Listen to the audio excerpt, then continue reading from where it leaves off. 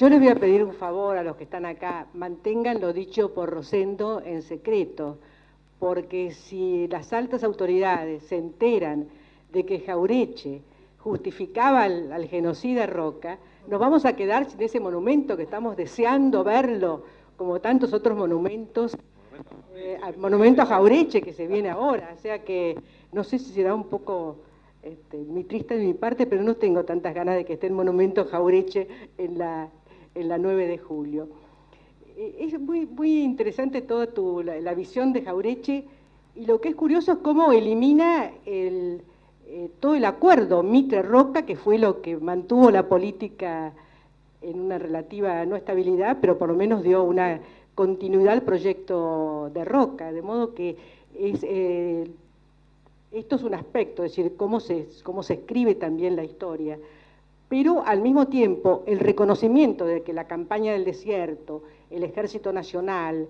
eran verdaderamente logros, es lo que nos permite entender por qué la Argentina se fue construyendo a lo largo de esas décadas tan importantes del siglo XIX y comienzos del XX. Es decir, una continuidad, algunos consensos, aunque sean mínimos, pero muy importantes, lo mismo que el que hubo en torno a la educación común,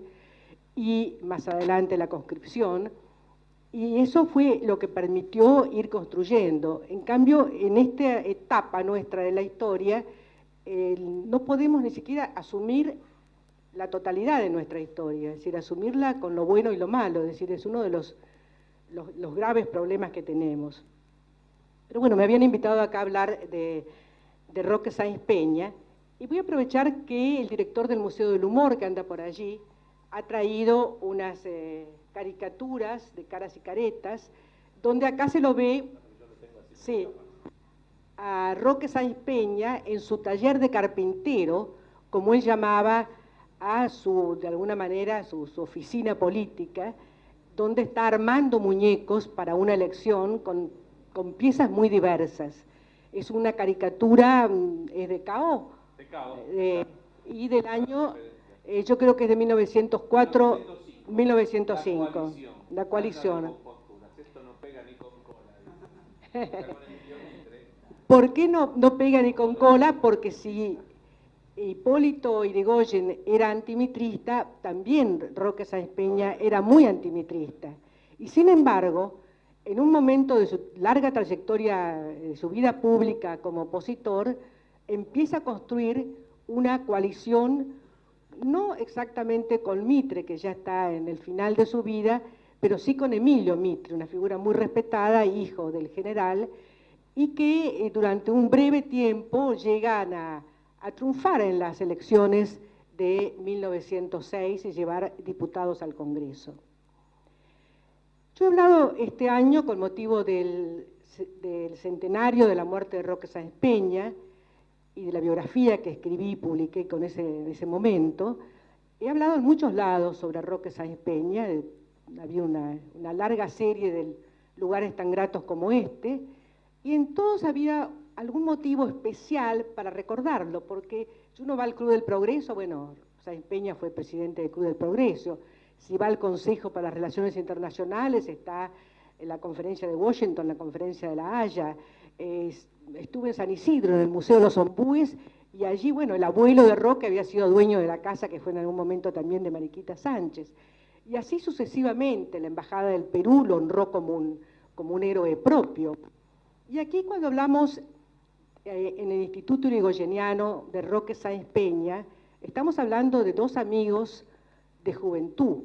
y de dos personas que durante toda su vida se respetaron, se trataron, tuvieron distanciamientos y pudieron coincidir en aquel septiembre de 1910, cuando Roque volvió como presidente electo al país y Hipólito Yrigoyen estaba conspirando supuestamente, y se encontraron y coincidieron, pero esa amistad venía de lejos, era muy entrañable por cuanto tanto Roque como Pellegrini habían sido íntimos amigos de un hermano de Hipólito, que se llamaba Roque y que murió joven después de una larga enfermedad, y como cuenta Félix Luna en su Yrigoyen, esta enfermedad, la muerte joven, marcó mucho a Hipólito y consolidó su amistad y su afecto por estos dos amigos que lo acompañaron a la cabecera del enfermo. Pero además había un entrañable vínculo político, porque ellos eran todos autonomistas alcinistas, es decir, venían de aquel partido porteño sin duda, pero porteño y de raíz popular, y con mayor heredero de alguna manera de Dorrego, y con una tendencia a vincularse más con las provincias que aquellos mitristas más convencidos de que Buenos Aires era la que llamada a dirigir la nación. No faltaban, desde luego, estos autonomistas grandes estancieros de la provincia de Buenos Aires. Cuando Jaureche dice que la oligarquía porteña fue derrotada en el 80, tiene que pensar que estaban apoyando a Roca, Unzué o Casares, cuyas estancias eran inconmensurables en la provincia. De modo que las cosas no eran tan rígidas, las divisiones no eran tan rígidas. Y en la relación de Hipólito y de Roque lo que cuenta fundamentalmente es seguirlo a Leandro Alem, el tío, el preceptor, en el caso de Roque, al que han admirado y que los lleva a los primeros clubes políticos, los lleva a participar en el caso de Roque como voluntario contra la rebelión mitrista del 74, y los lleva juntos a presentarse en elecciones en la provincia de Buenos Aires y a estar en las cámaras que funcionaban en aquella legislatura de la calle Perú, que hoy todavía está en pie. Sin duda, en uno de los años en que más actividad tuvo Hipólito Yrigoyen, Roque estaba en ese momento, se había ido ya como voluntario a la guerra del Perú y Bolivia contra Chile, un hecho que cambió su vida y que modificó lo que era hasta entonces una carrera de alguien joven, nacido en un hogar patricio, de ideas federales, como las ideas de los Yrigoyen, pero situado en un escalón más alto de la sociedad, puesto que era un hogar de juristas vinculados a las familias importantes de Buenos Aires, de Córdoba y de Montevideo. Pero no había tantas diferencias entre ese pequeño grupo que estudiaba Derecho y que hacía política en aquellos años. Y esta amistad era posible y fue entrañable. Luego se fueron alejando. Otra figura que es muy importante en la relación con Yrigoyen y con Alem es la de Luis Sáenz Peña, el padre. Aparecen justamente en el 79-80, cuando Roque está en el Perú y está luchando en Arica y está luego prisionero en Chile. El Hipólito figura en todos los comités de paz, defiende junto con Luis Sáenz Peña la candidatura frustrada de Bernardo de Yrigoyen. Es decir, hay una gran relación en esta primera etapa de los Sáenz Peña con Hipólito Yrigoyen y con Leandro Alem. Y luego cada uno va a tomar su camino. En el mismo año 80, Alem se separa de su sobrino porque uno es partidario de capitalizar a Buenos Aires y el otro, como sabemos, hace una definida oposición a esta capitalización. Y tanto Roque como Hipólito empiezan también en el primer gobierno de Roca como funcionarios. Uno está en el registro, no sé si de patentes o de temas burocráticos, aunque Yrigoyen, y Roque va a ser subsecretario muy brevemente de Relaciones Exteriores junto a Bernardo de Yrigoyen, y va a continuar durante unos años con un puesto burocrático en el gobierno de Roca. Pero los dos tienen una actitud similar en cuanto a que se retiran de la política, no en el mismo momento, pero se retiran también para dedicarse a la vida rural y a construirse una fortuna personal, un modo de vida propio. Hipólito Yrigoyen, como sabemos, se retira durante la década del 80, desilusionado y disgustado con el estilo que Roca imprime al gobierno. y Roque se retira después del fracaso de su candidatura en el año 92 y después de que su propio padre prefiere que no esté aconsejándolo o cerca de él cuando es presidente en su dramática presidencia de 3 años.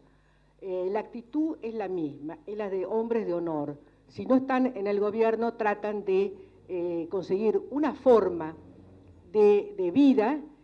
un trabajo o algo que en ese momento, casi para todos, la mayoría, era el trabajo rural. Los dos van a ser estancieros. Y cuando vuelvan a la política no van a depender de un sueldo para vivir. Es decir, es una actitud bastante similar. Pero ¿cuál es la gran diferencia entre Hipólito y Roque? La diferencia es la actitud revolucionaria con que Hipólito va a querer reclamar el derecho de elecciones libres. Va a ser su participación en la Revolución del 90, en la del 93 y en la de 1905. Y en el caso de Roque, en ninguna de estas aparece como revolucionario, sino que en el 90 es ministro, es canciller de Juárez Celman y es el jefe de las fuerzas de la represión. Curioso cargo para un canciller, apenas él vuelve de la conferencia de Washington, de aquel famoso discurso tan recordado, sea la América para la humanidad, y lo nombran canciller, pero un mes después estalla la revolución y Roque va a ser encargado por el presidente Juárez de encabezar las fuerzas de la represión. Y allí va a establecer un vínculo importante con jefes militares, con políticos de las provincias, que lo va a marcar como un constructor de vínculos, como ese carpintero, que es porteño, pero tiene una enorme cantidad de amigos en las provincias, que es argentino, pero tiene un vínculo entrañable con las familias uruguayas, que le van a permitir también construir una buena relación entre los hermanos rioplatenses que siempre han estado tan recelosos, no tanto, pero... Y también es hijo descendiente de familias españolas que han adherido a la causa de la independencia, pero no formando parte de los ejércitos, por cierto, de la independencia, y que en 1898 tiene una definición tremenda a favor de la guerra, a favor de España en su guerra con los Estados Unidos, y pese a que está en juego la libertad de Cuba, él dice que la libertad de Cuba no puede llegar de las manos de los Estados Unidos, y no se equivoca en esto. Y luego va a ser un gran y un activo y un honrado representante de la Argentina en España en las bodas de Alfonso XIII. De modo que la construcción, la actitud de Sáenz Peña va a ser, no es revolucionario, en el 93 mucho menos, porque su padre es presidente y él al contrario trata de aportar, aconsejar desde las sombras que primero que Pellegrini ayude al presidente en un momento difícil, que le aconsejen que sea del Valle ministro, es decir, procura evitar lo inevitable que es la rebelión generalizada que estalla en este año. Y también en 1905, él está del otro lado cuando Hipólito se rebela y cuando hay también una revolución en la que Roca está a punto de ser prisionero de los rebeldes, Figueroa Alcorta lo es muy brevemente. Y sin embargo, tanto en esa instancia, tanto Roque Sáenz Peña como su amigo y socio político Carlos Pellegrini, con quien después de algunos desencuentros están luchando juntos para sacar a Roca de su hegemonía, entienden que la revolución tiene una causa justa, que es el reclamo del sufragio, que es la lucha contra las oligarquías provinciales entronizadas desde hacía tanto tiempo en el poder, la lucha contra la máquina electoral, que si hay una máquina electoral para el irigoyenismo, también hay una máquina electoral condenada por Sáenz Peña. Y esta coincidencia hace que en un tema que todavía hay mucho para estudiar y que me quedé con algunas intrigas, que es cómo se resuelve la revolución de 1905, tanto Pellegrini como Roque tomen el compromiso de procurar que los vencidos obtengan pronto una amnistía. Y antes que nada, Roque Sáenz Peña toma a su cargo la defensa del coronel Toscano, que ha sido acusado, según él injustamente, de participar en Córdoba en la revolución de 1905, y la toma de una manera desde doble punto de vista. Por un lado lo defiende en los tribunales y lo defiende también ante la Corte Suprema, pero por otro lo defiende literariamente, porque relata, no sé si fue en el diario, creo que fue en el Diario de la Nación, cómo conoció a Toscano y dónde se conocieron. En el campo de batalla de Tarapacá, en plena Guerra del Pacífico, donde tanto Toscano como Roque Sáenz Peña eran voluntarios en favor de la causa peruana. Y cuento una serie de anécdotas muy emotivas y con vuelo literario. Sáenz Peña escribía bien a veces, era demasiado solemne tanto en sus de oratoria como en sus escritos, pero estos escritos tienen realmente una visión muy conmovida. Y al mismo tiempo, Pellegrini, según recuerdo de la familia Pinedo, también conversaba con Hipólito y se comprometía a buscar la amnistía, con aquella famoso discurso en el cual preguntó a lo que muchos políticos y muchos argentinos tendrían que preguntarse: ¿quién nos perdonará a nosotros? Frase que invita a la reflexión sobre las culpas que la política hace que nadie pueda tirar la primera piedra en este aspecto. Y entonces también Roque va a ponerse de parte de los vencidos de 1905, y en esa correspondencia íntima entre Pellegrini y Roque de los años 1903, 1904, 1905, en que ambos están alejados del país porque Pellegrini viaja mucho a Europa y después viaja a Estados Unidos, y Roque hace un largo viaje donde lo agasajan en Lima. Hay muchas referencias a Hipólito Yrigoyen, donde se ve que lo conocen mucho, que lo quieren, pero que también lo castigan. Diego, no te enojes por eso, porque lo conoce. Entonces Pellegrini dice: no, Yrigoyen, Hipólito, nadie dice. Hipólito es un neurótico terrible, siempre tiene la manía conspirativa, y no sabemos qué dice Roque porque las cartas no están, pero seguramente es muy interesante. Pero al mismo tiempo, Sáenz Peña va a decir en muchas oportunidades, en una carta importante de 1909, que en realidad el Partido Radical lo que reclama es algo absolutamente justo y que es bastante lógico que lo reclame por las armas porque nunca se lo ha atendido. Es decir, hay un leitmotiv en este aspecto, y que el partido debe llegar a tener la representación que se merezca. Si él suponía que iba a rezar en las elecciones presidenciales de 1916, es siempre una incógnita. Si era hay quienes dicen que no, yo creo que Roque simplemente abrió el juego y estaba dispuesto a afrontar los resultados. Y lo que me gustaría para terminar este tema es recordar que cuando se encuentran en la famosa conferencia, de la cual hay distintas versiones, de 1910, el compromiso es el compromiso de dos hombres de honor, porque ni el presidente electo puede asegurar cómo va a actuar el Congreso, ni el jefe de la oposición puede asegurar qué va a decir el partido respecto a esta posible salida de una ley electoral nueva. Pero este compromiso de honor con este compromiso Roque trata de darle confianza a su antiguo amigo, decirle esto va a ser posible, y le ratifica esa confianza cuando unos meses después, o un año después, visita Irigoyen secretamente la quinta donde el presidente ya enfermo descansa,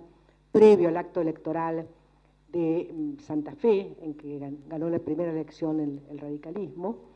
y donde le ratifica que él se va a jugar entero porque haya elecciones correctas. Bueno, esto es un poco